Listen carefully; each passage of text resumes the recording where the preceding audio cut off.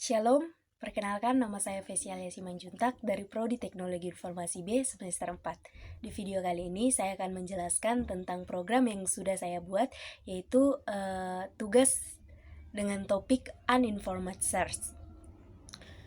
Program yang sudah saya buat dengan studi kasus pencarian jalur di kampus dengan start gerbang dan goalnya adalah perpustakaan.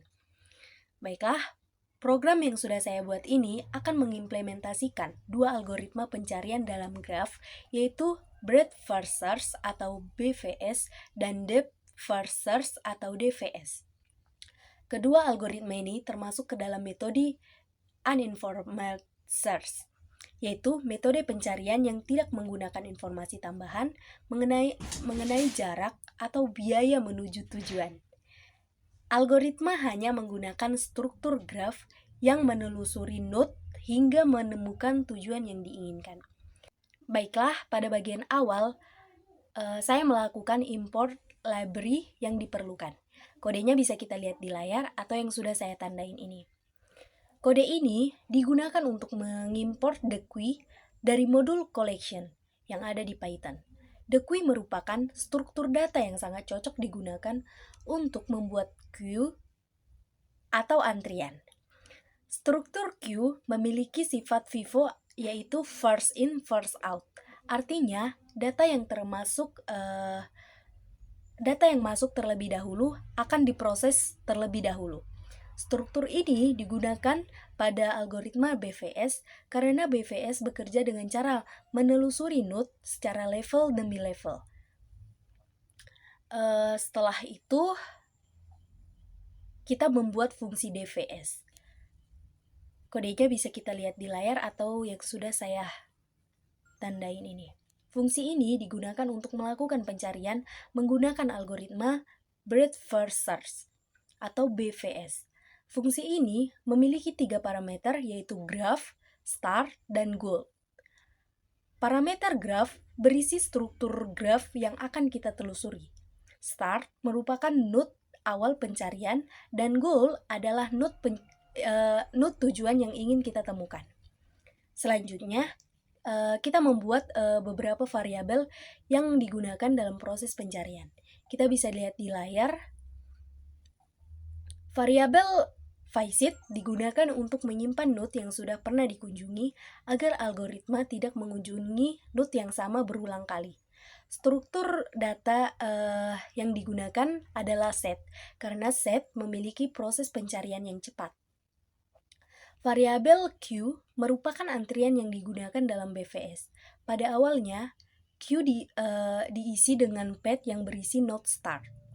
Path ini disimpan dalam bentuk list karena kita akan menambahkan node lain untuk membentuk jalur dari start menuju goal.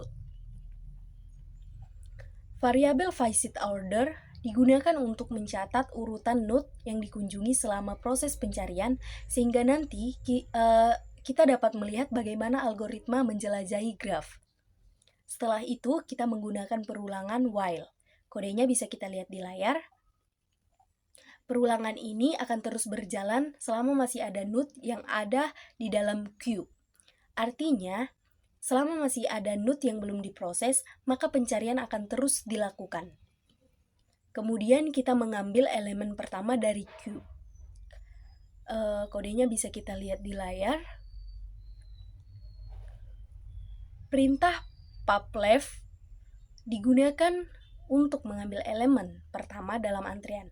Ini sesuai dengan konsep FIFO dalam queue. Variabel path berisi jalur yang sedang diperiksa, sedangkan node merupakan node terakhir dari jalur tersebut. Node inilah yang akan diperiksa apakah sudah pernah dikunjungi apa belum. Selanjutnya,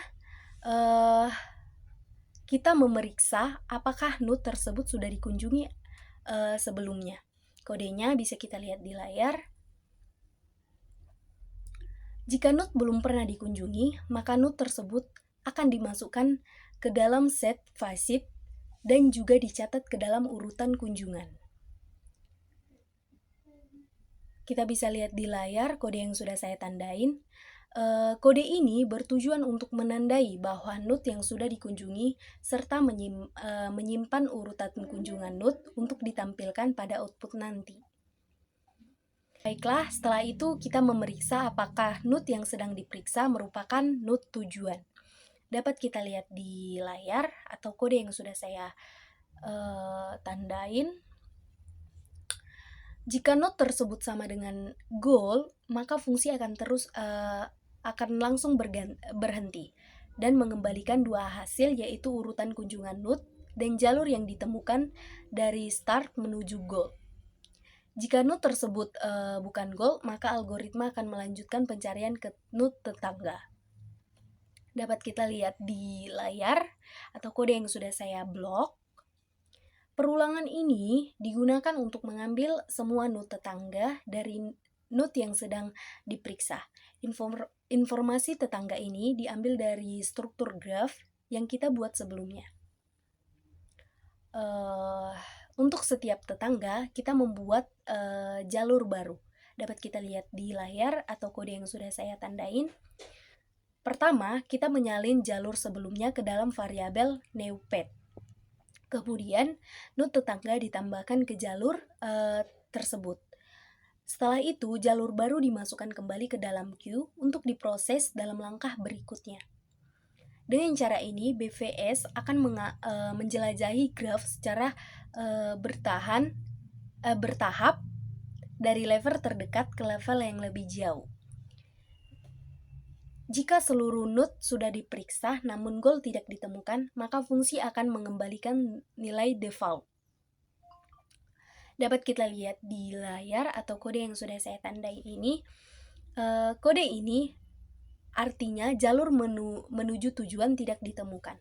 Setelah fungsi BVS selesai, kita membuat fungsi DVS.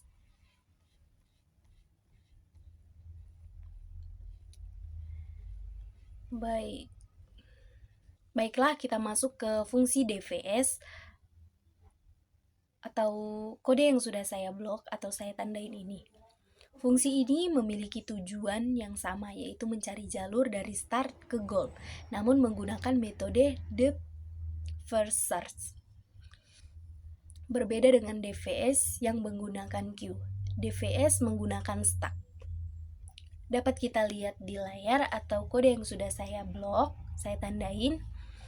Variabel visit dan visit order memiliki fungsi yang sama seperti pada BVS. Perbedaannya adalah kita menggunakan stack yang sudah kita buat menggunakan list Python. Stack memiliki sifat LIFO, yaitu last in, first out. Artinya, data yang terakhir masuk akan diproses terlebih dahulu. Sifat ini membuat DVS menjelajahi graph secara mendalam terlebih dahulu sebelum kembali ke cabang lain. Baiklah, selanjutnya kita menggunakan perulangan. Dapat kita lihat di layar atau kode yang sudah saya tandain ini. Perulangan ini akan berjalan selama masih ada node yang tersimpan dalam stack. Kemudian kita mengambil elemen terakhir dari stack. Kita dapat melihat kode yang sudah saya tandain. Perintah pub mengambil elemen terakhir dalam list sehingga sesuai dengan konsep LIFO. Variabel node akan kembali berisi node terakhir dari jalur yang sedang diperiksa. Jika node tersebut belum pernah dikunjungi, maka node akan dimasukkan ke dalam visit dan dicatat dalam visit order. Dapat kita lihat di layar atau kode yang sudah saya tandain. Setelah itu, kita memeriksa apakah node tersebut adalah goal. Kita bisa lihat kodenya di layar atau yang sudah saya tandain ini. Jika benar, maka fungsi akan langsung mengembalikan jalur yang ditemukan. Jika belum ada, maka algoritma akan menambahkan semua tetangga node ke dalam stack. Dapat kita lihat di layar atau kode yang sudah saya tandain. Tetangga diambil menggunakan fungsi revisit agar urutan eksplorasi tetap sesuai dengan struktur graf yang diinginkan. Kemudian jalur baru dibuat dan dimasukkan ke dalam stack. Dapat kita lihat kode yang sudah saya tampilkan. Dengan cara ini, DVS akan terus masuk lebih dalam ke dalam graf hingga menemukan node tujuan atau hingga tidak ada node yang dapat diperiksa lagi. Setelah fungsi BVS dan DVS selesai, kita kemudian membuat representasi graf.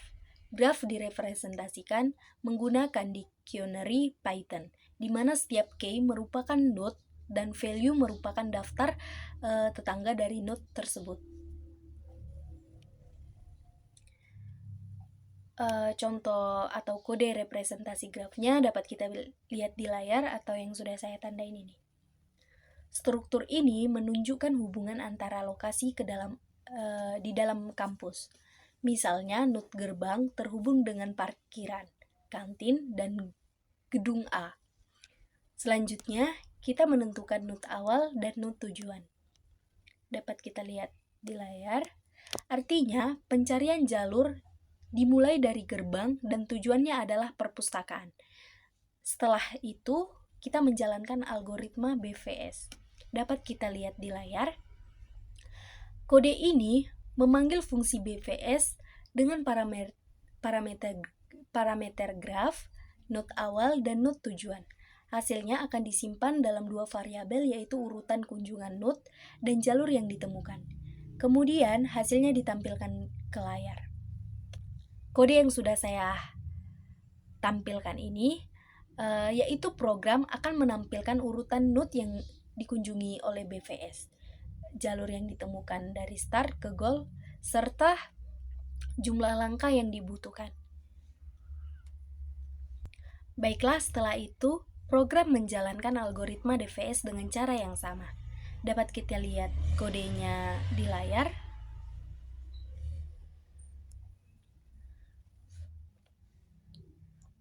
Perintah dari outputnya itu sama seperti BVS yang ada di atas, yaitu urutan kunjungan, jalur ditemukan, dan jumlah langkahnya. Kemudian hasilnya juga ditampilkan ke dalam layar. Dapat kita lihat di layar, atau jika kita runkan,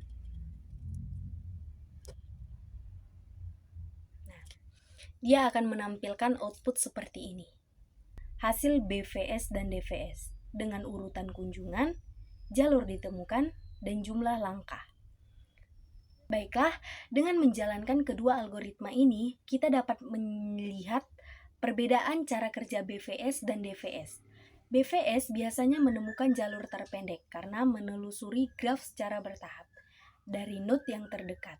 Sedangkan DVS sering menemukan jalur yang lebih dalam terlebih dahulu, sehingga jalurnya lebih panjang.